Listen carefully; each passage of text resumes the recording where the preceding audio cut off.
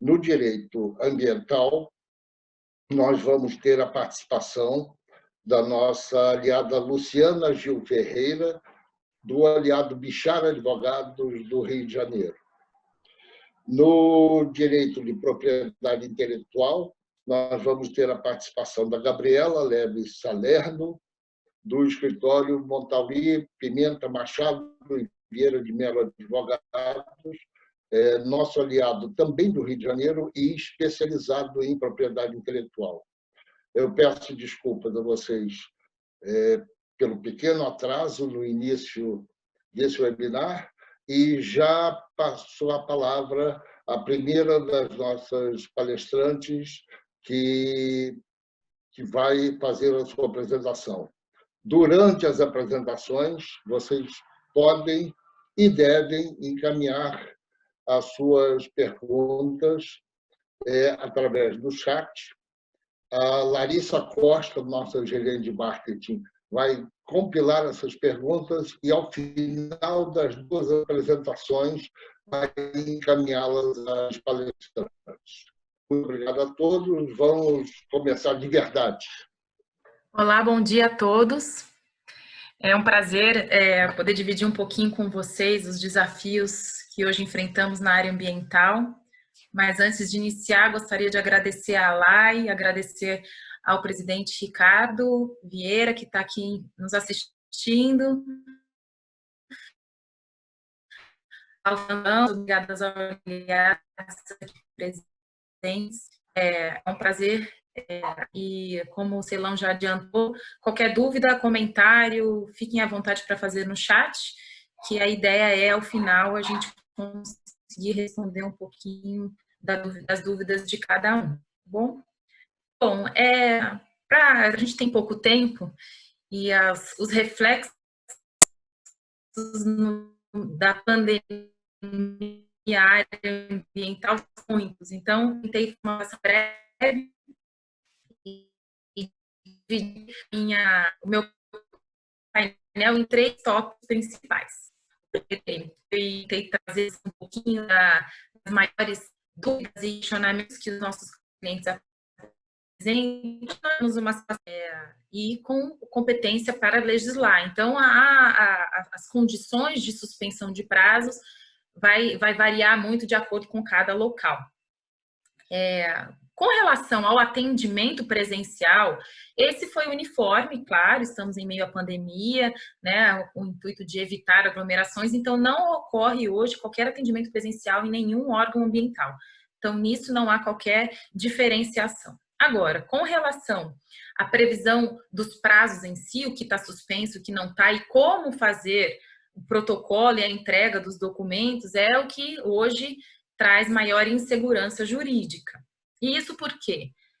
Isso porque, a depender do órgão, a situação ela é peculiar. Então, a gente montou, para ajudar os clientes e quem mais tiver interesse, uma tabela bastante detalhada. Eu já circulei para muitos. Quem tiver interesse, depois eu posso enviar. A gente preparou essa tabela no iniciozinho da pandemia, com todos os órgãos ambientais do país, em nível estadual e os federais.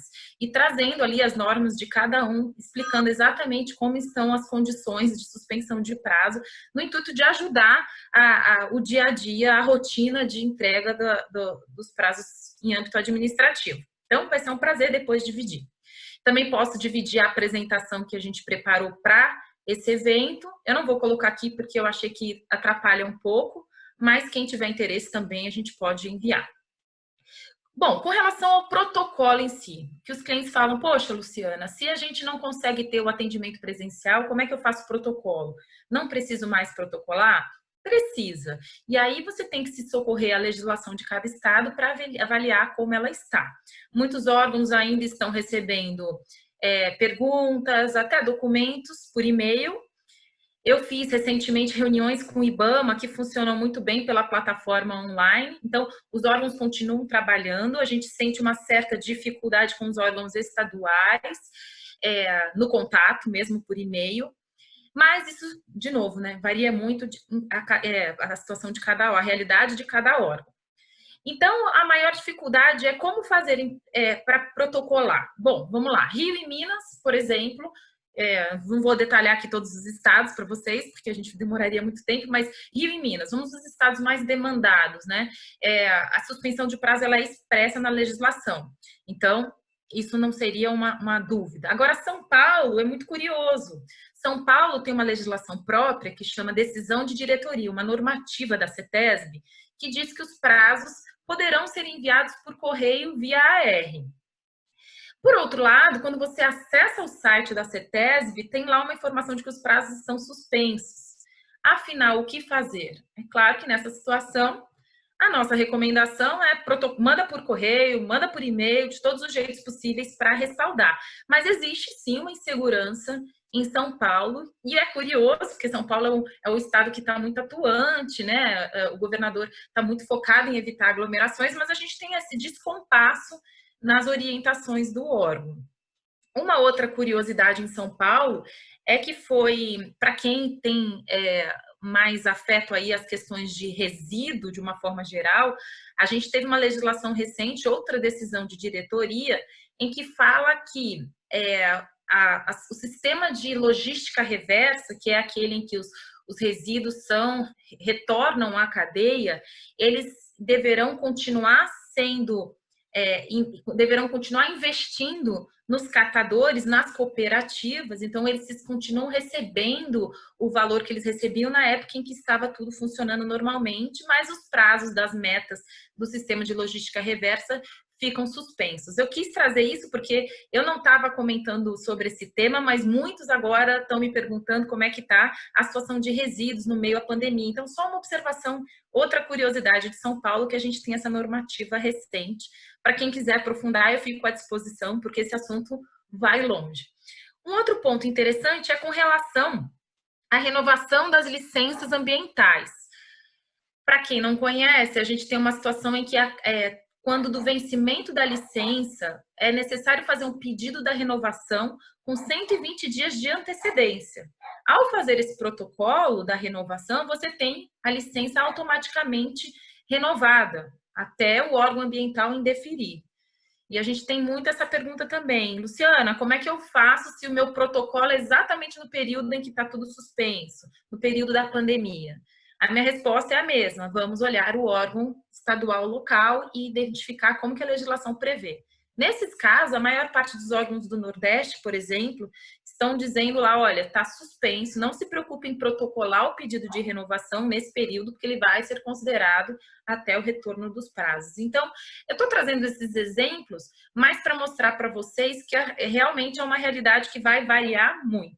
E o mais importante de tudo é entender quais as obrigações ambientais que realmente eu preciso cumprir.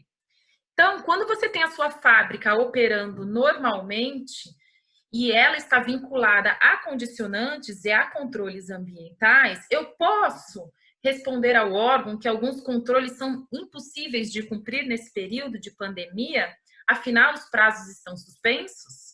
A resposta é não, não pode. Quando a gente fala em suspensão de prazo, é aquele prazo formal, de data, de protocolo, prorroga o dia que vai entregar, entrega mais para frente. Agora, que são os prazos chamados de formais. Agora, os materiais, que são as obrigações em si, a gente tem que continuar fazendo, na medida do possível. Então, um exemplo aqui. Poxa, a minha fábrica, eu tenho uma condicionante de controle de emissão, ou de lançamento de efluentes, emissões atmosféricas. E um exemplo que eu estou dando aqui, um caso prático, tá? E eu não tenho como comprar o filtro, porque o meu filtro é de um fornecedor que não está trabalhando, fechou as portas por conta da pandemia. E agora? Bom, a ideia é sempre a gente buscar uma alternativa para não deixar um risco de ter um problema ambiental em decorrência da ausência desse filtro, por exemplo. Então, não há outros fornecedores, não tem como fazer, então vamos montar uma documentação e apresentar isso para o órgão ambiental para que ele entenda e divida com você o problema. Afinal, a gente vive numa situação de adversidade geral. Um outro exemplo interessante é hotel. O fornecedor veio de outro estado e ele não tem como se hospedar, os hotéis estão fechados, ou até mesmo a gente tem barreiras territoriais agora, que eles não conseguem entrar ou sair de uma cidade ou de um estado. Como é que eu faço? Não tem fornecedor local que possa suprir essa mesma obrigação? Não, não tem. Vamos avisar o órgão, comunicar. E aí o respaldo documental nesse momento é o mais recomendável, porque amanhã a gente sabe que o período de pandemia vai acabar e o apelo e a comoção de todos por conta dessa situação não vai mais existir. E aí o que a gente vai ter de prova e de respaldo jurídico será a documentação. Então é por isso que é muito importante esse respaldo, esse registro para conseguir minimizar os riscos. E aí é exatamente aqui que eu entro no meu próximo tópico, que é risco de responsabilidade ambiental. E eu acho que essa é a grande dúvida, né? E a grande preocupação dos empreendedores em geral. Quais são os meus riscos nessa situação? Bom, antes de falar dos riscos, eu queria só dar um aparato geral de como funciona a sistemática de responsabilidade ambiental no Brasil. A sistemática é que ela é dividida em 3 níveis. A gente tem a responsabilidade civil, administrativa e criminal. No âmbito da responsabilidade civil, que é a mais complexa e sensível, porque ela é uma responsabilidade caracterizada pela teoria do risco integral e ela é objetiva, ou seja, independe de comprovação de culpa ou de dolo, havendo um dano ambiental, o causador deve recuperar, né? Isso significa que basta o nexo de causalidade para que gere a responsabilidade civil, excluindo não admitindo qualquer excludente de responsabilidade. Então, na esfera civil, não adianta você alegar força maior, caso fortuito ou o ato de terceiro. Por quê? Porque ela é baseada na teoria do risco integral. E aí é a dúvida, e aqui eu trago o link para a situação atual de pandemia. Ora, mas a gente está numa situação adversa, diferente, nunca antes vivida por ninguém aqui, né? Nenhuma das nossas gerações viveram uma situação como essa. A gente não pode considerar isso como um excludente de responsabilidade. E essa é a pergunta que ainda não foi respondida. Mas se a gente seguir a tendência dos tribunais, hoje em dia, ela não será admitida, porque ainda que venha a ser considerada como força maior, ela estaria fora do âmbito da responsabilidade civil. Agora, eu trago uma provocação que eu achei muito interessante, é de que isso pode ter um desdobramento diferente. A gente tem uma previsão legal específica, por exemplo, para casos de acidente nuclear. Então, em acidente nuclear, apesar da teoria do risco integral não admitir excludentes, o acidente nuclear ele é um excludente em certas situações. Então, será que em algum momento a gente pode trazer a analogia da pandemia do Covid-19 a um acidente nuclear? Eu acho um pouco ousado, ainda mais conhecendo aí os nossos tribunais superiores, principalmente, que tem um posicionamento muito restrito, muito conservador e sempre muito baseado na responsabilidade objetiva e da teoria do risco integral. Mas eu queria trazer, acho importante todos aqui dividirem essas mesmas indagações das possíveis repercussões que a gente vai ter lá para frente. Isso realmente só saberemos quando tudo começar a caminhar e chegar nos tribunais. Com relação à responsabilidade administrativa, essa é aquela em que há uma infração ambiental, ou seja, o órgão ambiental vai lá e lavra um auto de multa, um embargo, uma advertência. E sempre que houver infração, independentemente de haver dano. Então, se eu causei uma ação ou uma omissão violando a norma, é uma infração, cabe na norma e, portanto, é suscetível a uma penalidade. E aí, como evitar essa penalidade? É exatamente o que a gente estava falando no início, documentar e tentar ao máximo demonstrar ao órgão ambiental que você buscou o cumprimento daquelas obrigações. Então, todos esses registros que a gente falou antes com relação ao cumprimento das obrigações, eles vão refletir de forma fundamental para que possa evitar ou minimizar os riscos de uma responsabilização. E a última, mas não menos importante, aliás, a mais importante em alguns casos, é a responsabilidade criminal. Essa fundamentalmente depende de aferição de culpa e dolo, portanto, mais uma vez, registro de documentos e de justificativas pelo não cumprimento daquela obrigação, pelo aquele problema ambiental que você tenha causado, será essencial para afastar o tipo penal. E aí a lei de crimes ambientais, ela traz todos os tipos penais, que tem previsões muito abertas, então tudo pode ser, quando as pessoas brincam, tudo é crime ambiental, é verdade, é porque os tipos da lei de crimes são muito abertos, então sempre a gente acha alguma tipificação na lei de crimes. O que nos favorece é a possibilidade de demonstrar que não houve culpa nem dolo, tem esse caráter subjetivo, que é diferente da responsabilidade civil, e que, portanto, fica mais ainda importante, ou é mais ainda fundamental que a gente consiga fazer esses registros. E aí é interessante, só para terminar, eu queria deixar um rápido recado, assim. O óbvio não é óbvio amanhã. Então, o óbvio hoje, poxa, mas, por exemplo, planos de educação ambiental. É óbvio que eu não vou conseguir cumprir com meus programas, porque educação ambiental demanda cursos, aulas, eu vou gerar aglomeração. Então, é óbvio que em pandemia eu não vou cumprir, acabou. Eu tenho essa justificativa. De novo, essa justificativa deve ser documentada, registrada, protocolada no órgão ambiental, para amanhã, agora que vocês entenderam como funciona a sistemática da responsabilidade, ela ajudar no afastamento de qualquer uma dessas três esferas. Bom, eu acho que era isso da minha parte, fico à total disposição, o meu tempo aqui também já está encerrando, fico à disposição de todos para quaisquer dúvidas. Eu teria muito mais a falar, mas eu quis fazer um pouco de resumo de cada aspecto que talvez seja de interesse da maioria aqui, e depois eu posso circular os documentos que eu comentei, tanto essa tabela, que está ajudando muito no dia a dia, quanto a apresentação com um pouco mais de detalhes de tudo que eu falei. Muito obrigada a todos e fico à disposição. Obrigado, Luciana. Vamos passar à apresentação da Gabriela e eu peço aos nossos participantes que queiram receber a apresentação que enviem pelo chat os seus e-mails, porque em seguida a Larissa vai providenciar esse envio. Gabriela, é contigo agora. Olá, bom dia a todos. Primeiramente, eu gostaria de agradecer à LAI por esse convite. Me sinto extremamente prestigiada em poder falar para um público muito diverso, né, com competências bem diferenciadas.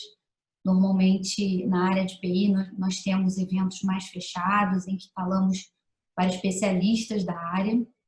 Então, vai ser um grande desafio para mim, até como engenheira química, né, em meio a um público com muitos advogados, em falar sobre um tema que é essencialmente jurídico, né? Só que antes de começar minha apresentação, e eu vou compartilhar minha tela daqui a pouco com todos, para falar especificamente da questão de licença compulsória, eu queria só abrir um parênteses, até pegando o gancho no assunto da Luciana, de direito ambiental, porque no último dia 26, no último domingo, nós comemoramos o Dia Mundial da Propriedade Intelectual, tá? Que é uma data celebrada há 20 anos pela Organização Mundial da Propriedade Intelectual. E o tema desse ano foi inovar para um futuro verde. Então, é por isso que eu digo que eu pego o gancho no assunto, porque o objetivo dessa data é disseminar a cultura de propriedade intelectual à sociedade, de maneira a mostrar como que o assunto propriedade intelectual se encaixa na nossa vida cotidiana. Então, trazendo para o cenário brasileiro esse assunto, eu gostaria de destacar o Programa de Patentes Verdes, que infelizmente ainda não é conhecido de todos, né? E por isso eu gostaria de falar sobre isso rapidamente. O Programa de Patentes Verdes, ele tem um objetivo, é um programa do INPI, do Instituto Nacional da Propriedade Industrial, e ele tem como objetivo acelerar o trâmite de um pedido de patente que trata de uma tecnologia verde. Então, se uma empresa ou uma pessoa física desenvolve uma nova tecnologia ou aperfeiçoa uma tecnologia considerada verde, esse pedido de patente pode ser depositado no INPI e, posteriormente, pode ser feita uma solicitação de exame prioritário com base no programa de patentes verdes. Qual o objetivo disso? Uma concessão mais rápida dessa patente, né?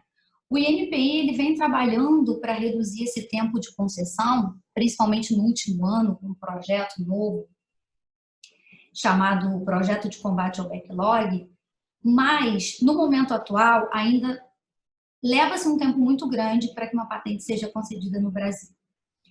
Esse programa prevê a concessão num tempo muito mais curto, tá? A gente tem relatos de patentes sendo concedidas em até 7 meses, né? Um tempo curtíssimo se comparado ao trâmite normal. Então, eu só queria fazer esse parênteses, me colocar à disposição de quem tiver interesse em saber mais sobre esse programa, até para desmistificar essa questão de que o INPI é muito moroso, de que não vale a pena depositar um pedido de patente, porque demora muito, enfim.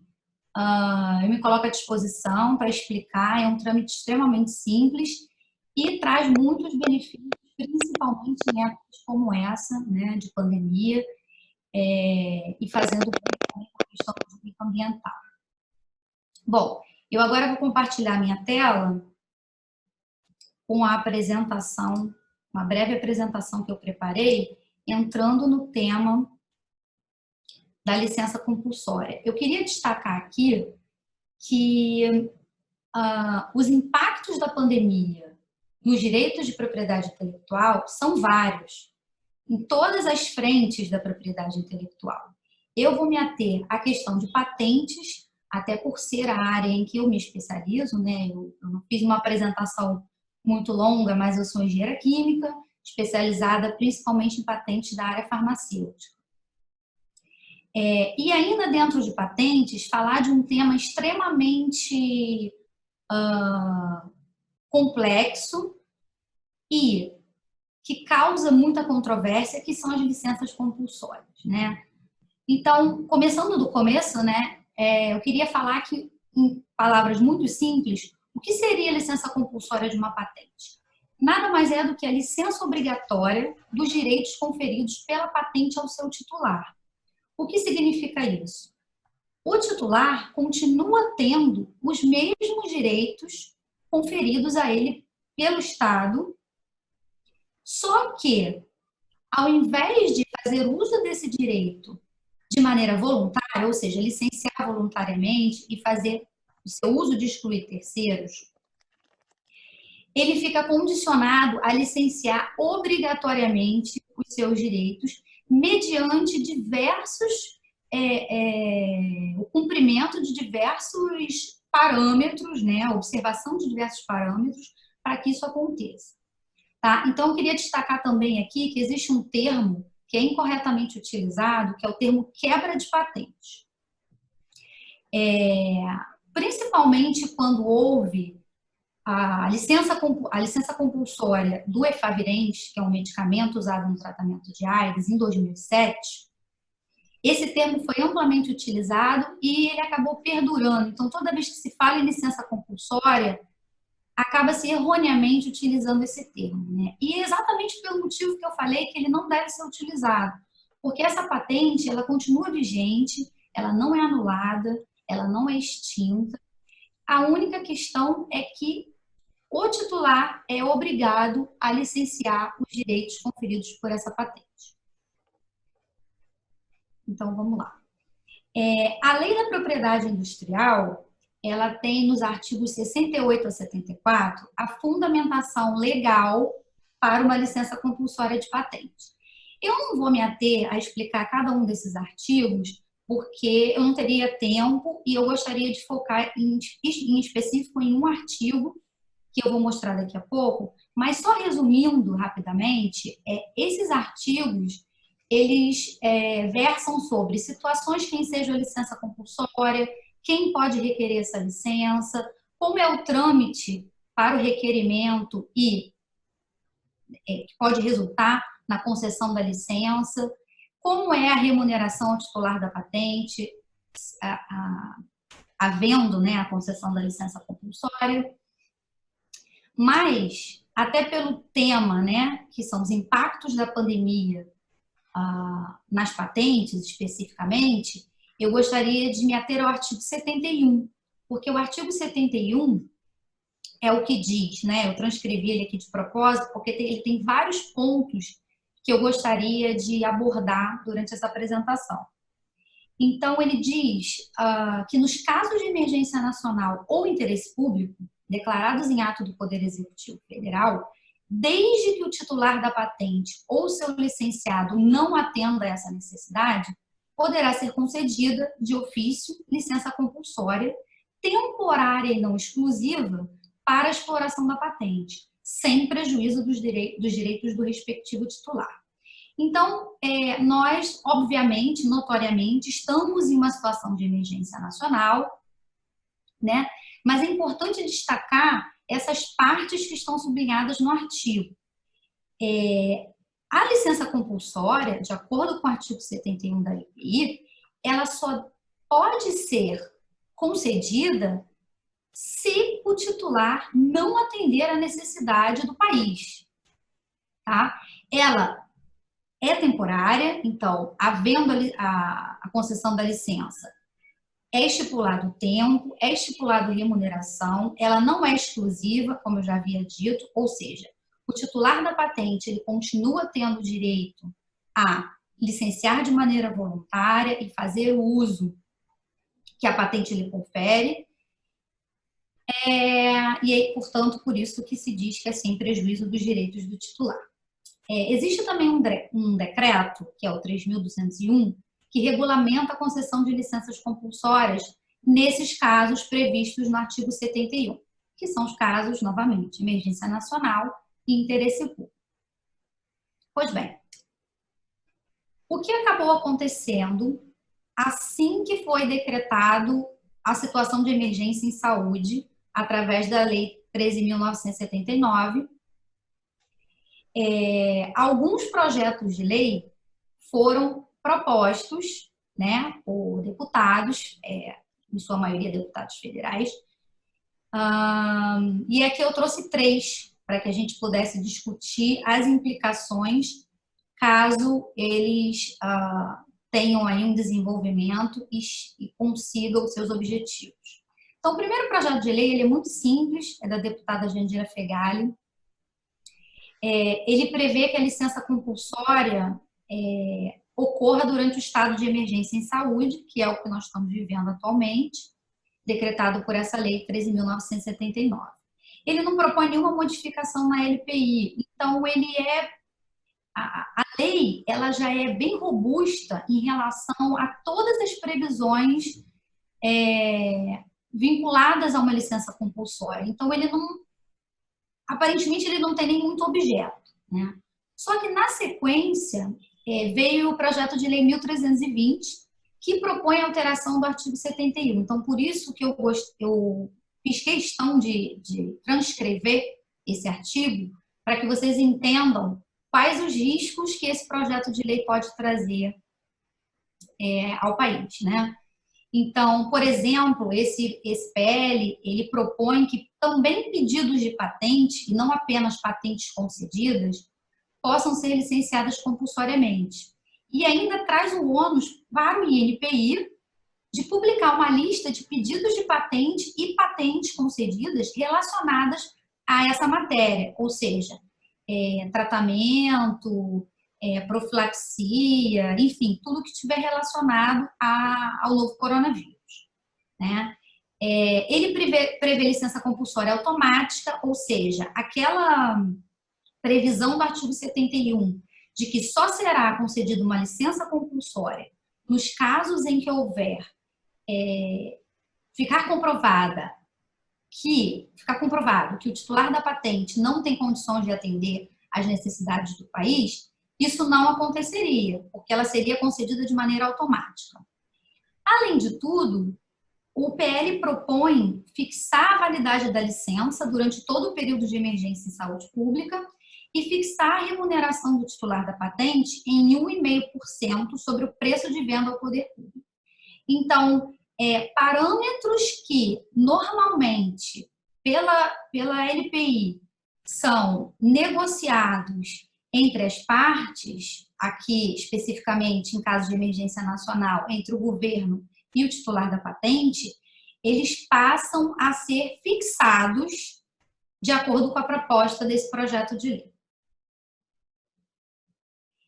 E o último, que é o PL 1462, ele tem um texto muito semelhante ao 1320, só que, além disso, ele detalha quais seriam as tecnologias úteis ao combate à Covid-19. Ele tem lá uma lista de produtos, processos, equipamentos, enfim, relacionados à prevenção, combate, diagnóstico. É uma lista até bem extensa.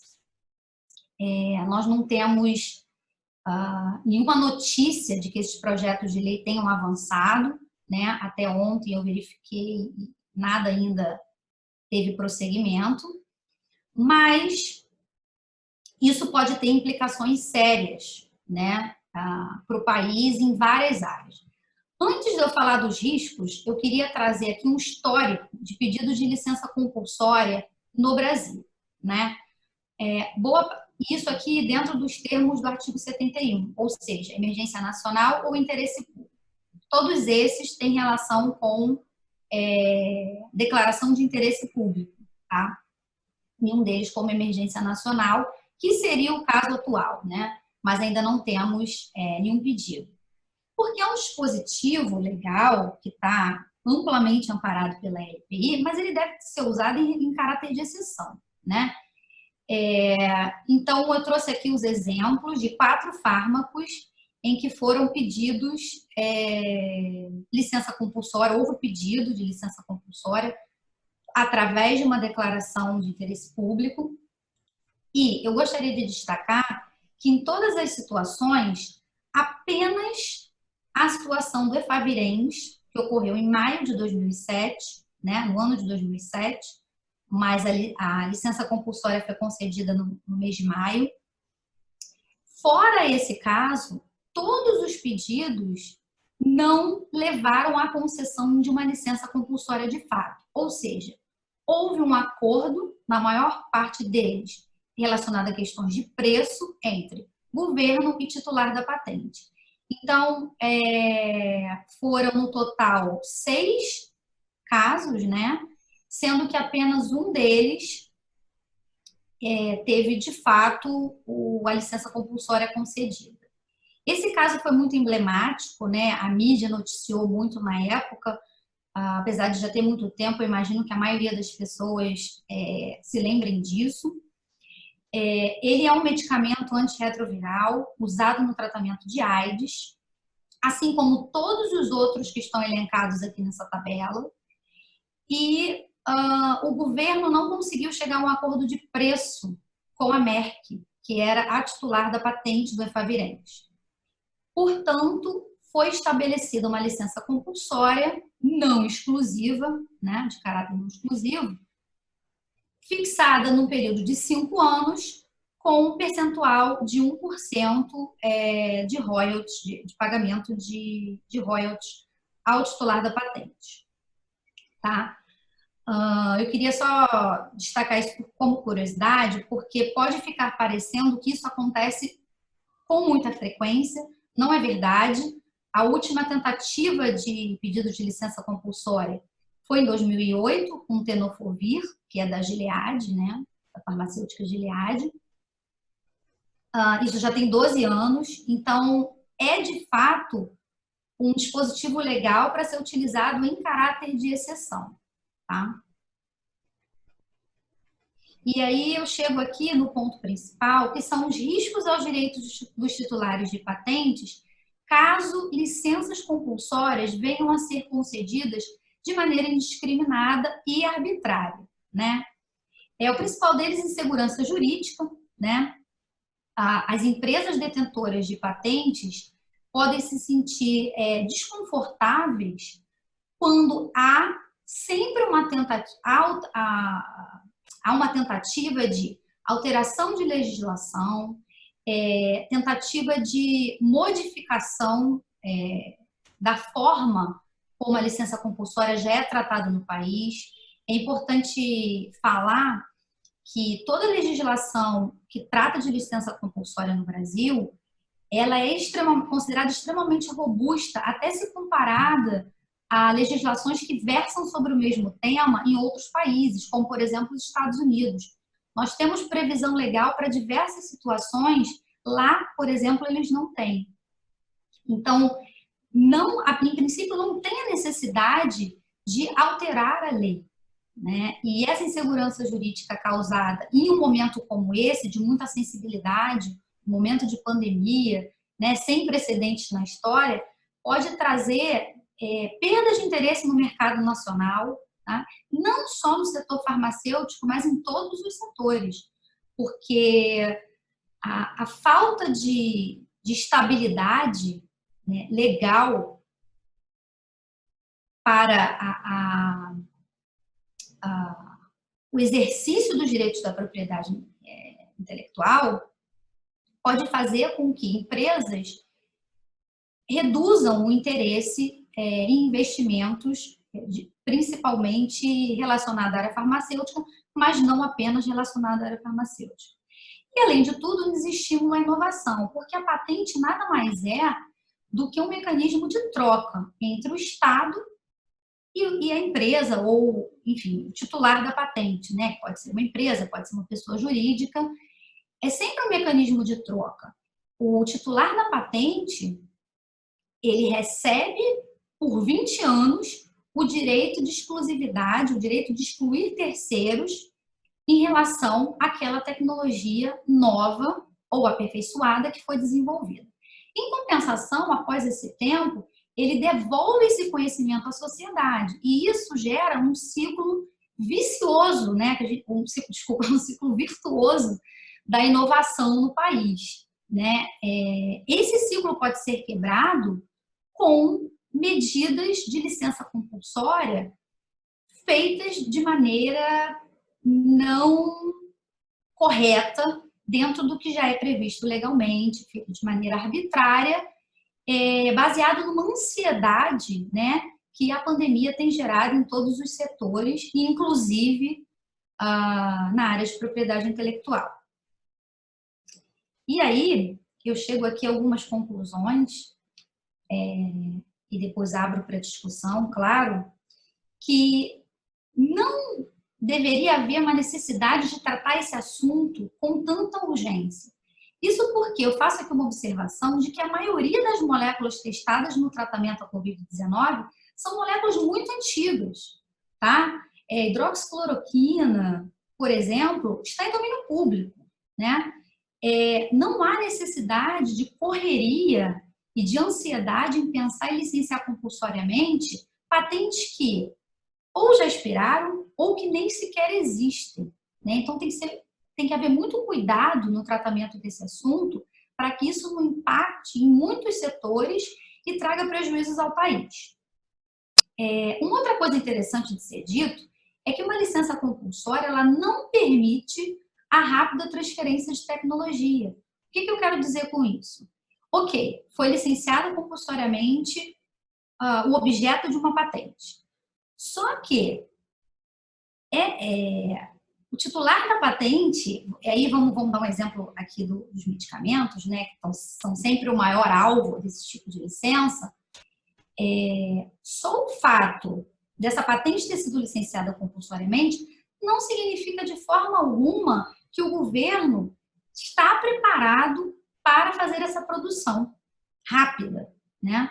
Então, vou dar o exemplo do Efavirenz, né, que, como eu falei, foi o único caso no Brasil em que uma licença compulsória foi concedida.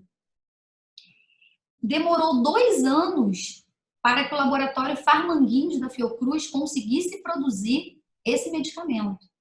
Durante os 2 primeiros anos da licença compulsória, que durou 5 anos, o Brasil importou da Índia uma versão genérica do Efavirenz.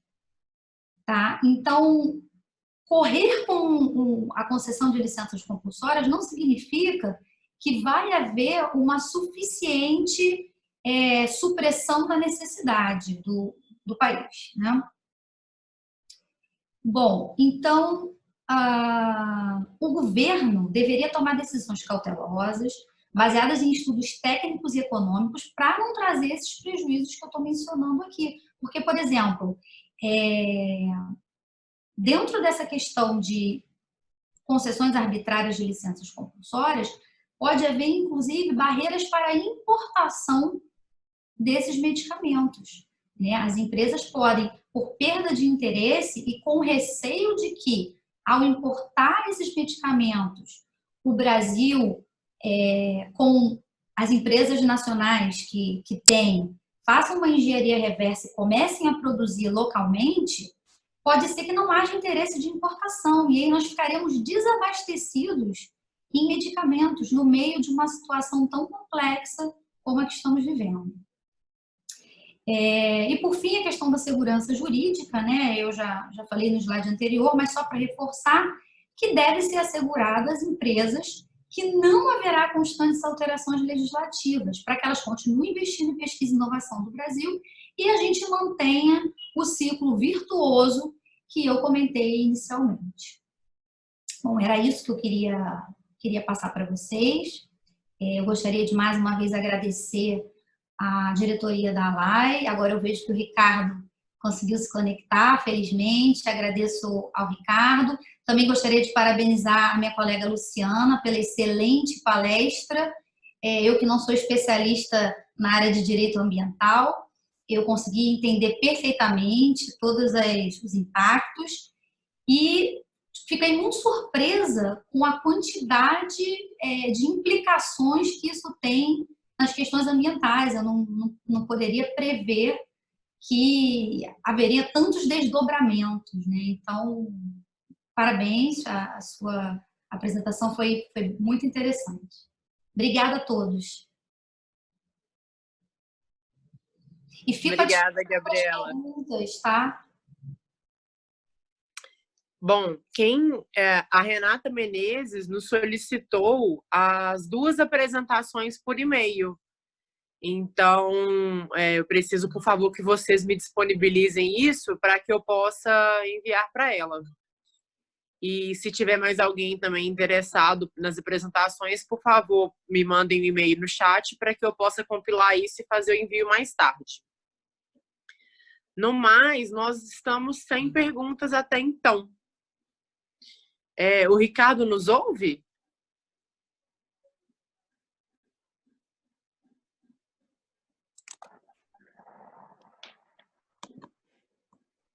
Ricardo, você nos ouve?